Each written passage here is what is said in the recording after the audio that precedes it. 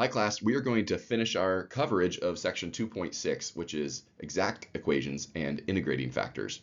We started yesterday covering this section, and we saw that all of the equations that we were given were kind of suspiciously convenient, right? They were all in this already in this exact form, which you saw, like the one in front of you. It's pretty easy to solve those. We can use kind of a technique similar to what we did in multivariable calculus when we were trying to find the potential function for a conservative field. And that's what we have here. We have sitting in front of us a partial derivative with respect to x and a partial derivative with respect to y sitting there right in front of the dx and in front of the dy. And so finding the solution is pretty quick. We said that we kind of invite you to even do it by inspection. Notice also, though, that this warm up the problem here is an initial value problem. So just pay attention to that as you solve it. Make sure you get the general solution, but then go on to get the actual solution to the initial value problem, taking into account those initial conditions. So, all right, so with that in mind, I'm going to just let you pause the video if you want to do that, if you haven't done that already, and then we will proceed into our lesson in just a minute.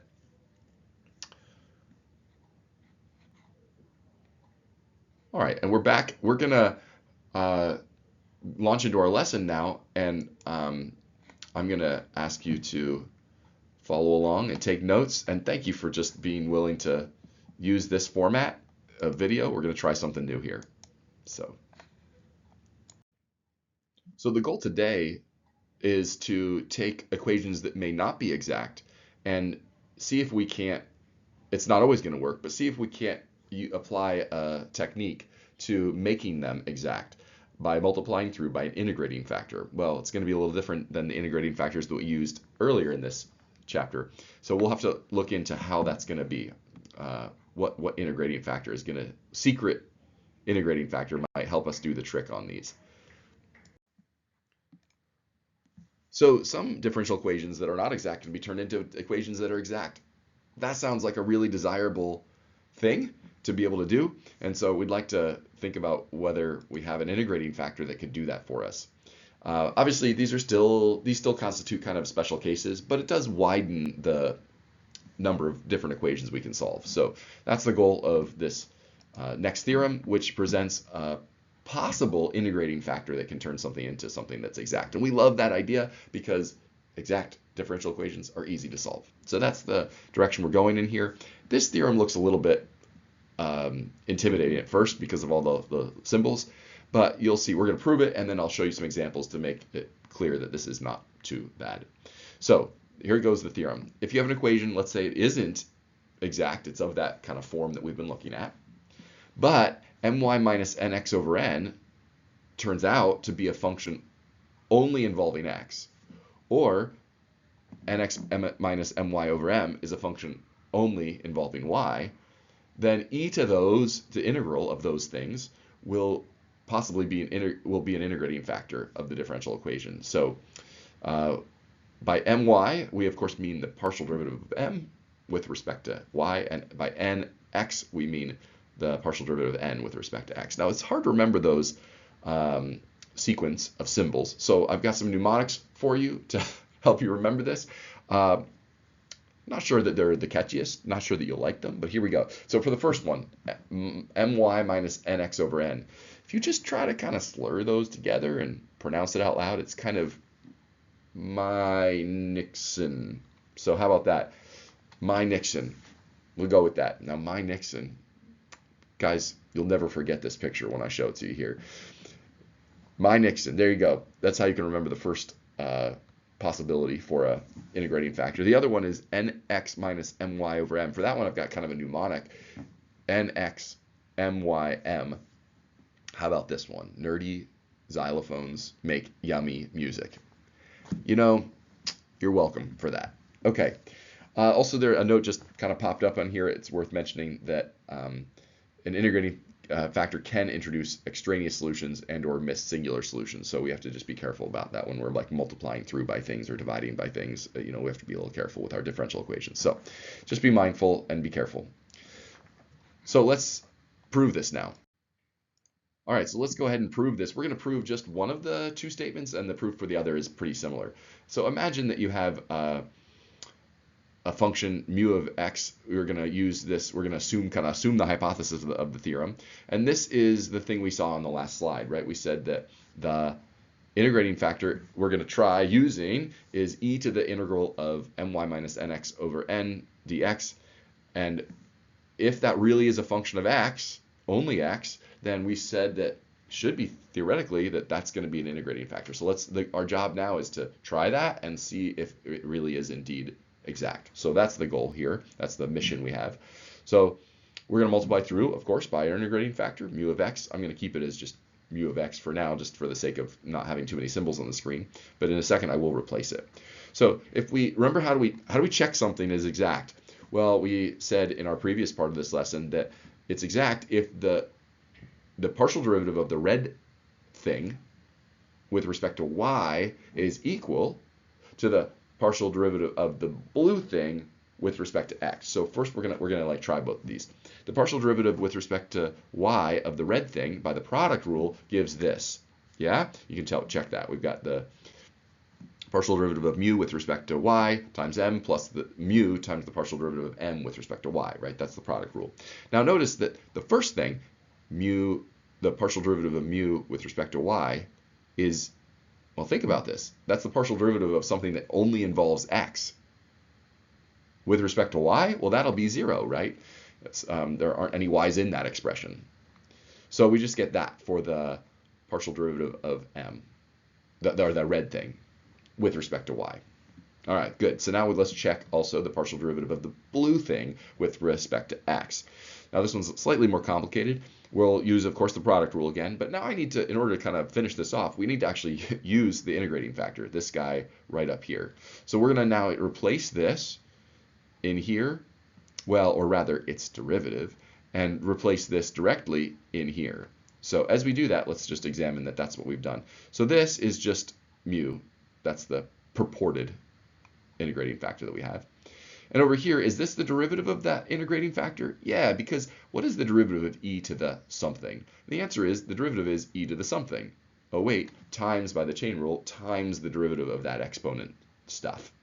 And here, by the fundamental theorem of calculus, the derivative of an integral ends up just being that integrand. So that's why we're getting this whole green stuff as the derivative of our integrating factor. All right, well, so with that in mind, let's multiply this out a little bit. Notice that I'm kind of distributing the things that are in this parenthesis. I'm taking this and distributing it to this term. And this n, you'll notice the n simply cancels out. And then we just have an my term and an nx term with a minus on it. So there we go. And then let's take a close look at what we see here. And here, man, this is sneaky, isn't it? Those last two terms now, the second green thing and the other black part there, these two things are exactly the same but opposite. Those go away. And so we just get that first term. Okay, so now this and this we're comparing now. But that is, in fact, just, well, that is what this, we didn't write it out earlier, but isn't mu of x this thing?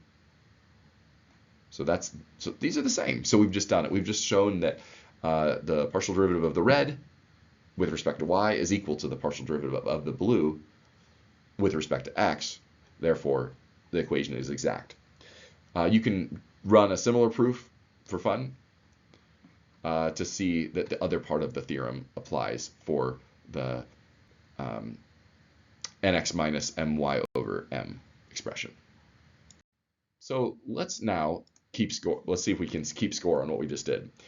What are we doing again? How do we actually do this? We're going to do a problem in just a second here. And so what are the kind of the play-by-play? We're going to find my and nx. We're going to try both of these expressions. We're going to try and figure out whether one of these maybe is a function just of x or just of y. And you can remember those helpful mnemonic devices. When we multiply, then we're going to try whichever one is going to work for us. Sometimes one will work and the other won't, in which case the decision is clear. You use the one that works. Sometimes both will qualify, so you could use either one.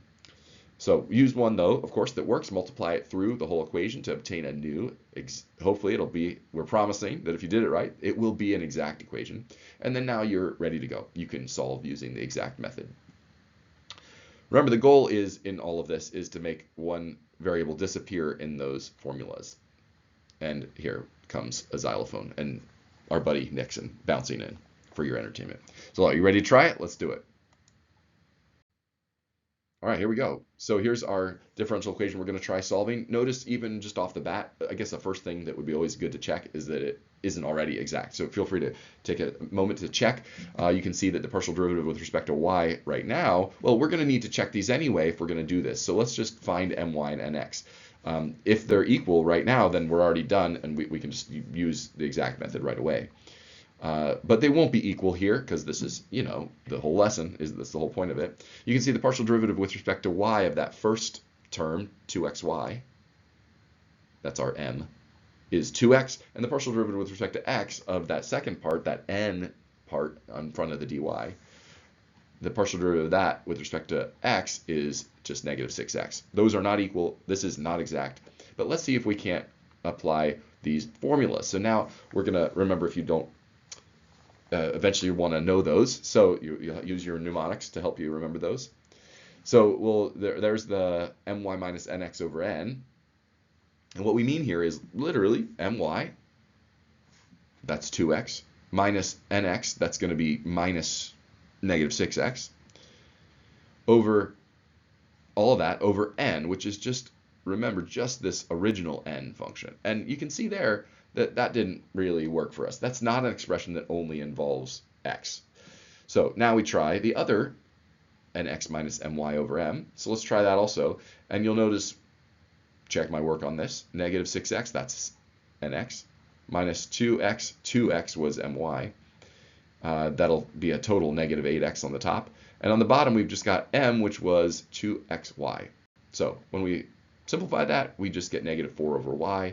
And negative 4 over y is a function that only involves y. So let's try this. This is going to be our integrating factor, negative 4 over y. Hooray, hooray, hooray. So now we're going to multiply through by negative 4 over y. And when we do, as we multiply, not by negative 4 over y, but by e to the integral of that, that'll be y to the negative fourth. And so here we go. We're going to multiply the whole equation by y to the negative fourth. Will this really work, Mr. Chase? Will this make this exact? Let's see. So if we introduce that y to the negative third everywhere and do some cleaning up, you can see, well, actually, do you notice it already? We're about to do it. We're about to do it. We're kind of, you should already be looking at that with a little bit of excitement, right? Because what is the potential function for this? What is the function for which this is the partial derivative with respect to x? And this is the partial derivative with respect to y. Well, what would that be? I think we'd need an x squared y to the negative third here. And over here, this would become a negative y to the negative first. And this would already be taken care of by the first thing we already said. You remember, I kind of have been encouraging you to just think intuitively about these and just kind of do them in your head, right? I did give you that whole technical process of how to do it if you want to kind of be more technical about it. But I think all of us just like doing it pretty quickly by inspection. Kind of makes sense. Don't forget there's an equals c on the other side. The integral of 0 is c. So let's do one more example and then I'll cut you loose and give you a couple to try for yourself. So again, we've got an equation that is currently, it's almost exact. My and nx are not the same though. If you check the partial derivatives, they're pretty easy here. If you check the two partial derivatives, you get 1 and negative 1 for those two partial derivatives. So now we compute both of these, see if either one might work. So that's going to be 1 minus negative 1, my minus nx, all over n, which is just negative x up in the equation. This is our n, and this is our m, remember. So that equals, if we simplify, negative 2 over x. So that's really promising. And so I think we'll just use that maybe. But let's just see what nx minus my over m would be as well. That's going to be negative 1 minus 1 all over m, which is this kind of terrible thing here. And you can see pretty clearly that that isn't going to work. That's going to be negative 2 over all this, and there's no way to express that as a function only of x or only of y. So now we do our integrating factor. It's going to be mu of x equals e to the integral of this thing dx. So as we do that and simplify, we have some kind of similar algebraic manipulations, as we've seen before. We just get 1 over x squared using some log rules and exponent rules. We now multiply the whole equation through by 1 over x squared. Every term, both sides. Check all my exponents, please.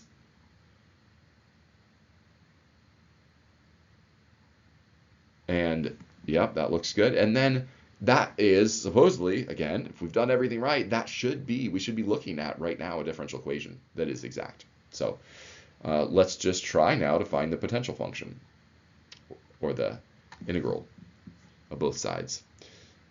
Sorry, I should have had you pause the video and try it yourself. But yeah, of course, it's x squared is going to be x cubed times 1/3, and 1 over x becomes a natural log, and y over x, negative y over x is our antiderivative for y over x squared. We're integrating with respect to x. And then we just check the other derivative with respect to y. Like if we take the derivative of this stuff, the partial derivative of this stuff with respect to y, do we get 1 over x? And we just like negative 1 over x, and we just do, right? All the x's go away, except for that last term, negative y over x. The partial derivative of that with respect to y will just be negative 1 over x. So I think it's working. I said that very quickly, but I think you guys get that part, so I'm kind of moving quickly through this. And also, it just kind of occurs to us that we could solve for y there, so why not? Let's do it. It's pretty simple to write it this way. And we've done it. We've turned something that isn't exact into something that is exact and made it, therefore, easy to solve. So that's wonderful. And now, as we go to this last slide, I invite you to try a few more. They all work in a similar manner. So pause the video, write these down, and give them a try. For further resources, you can consult the slides. As usual, I have a few other videos and resources that you can check out. Thank you guys for your attention and for putting up with this new idea of a video lesson here. We'll maybe try a few more of these. Thanks, guys.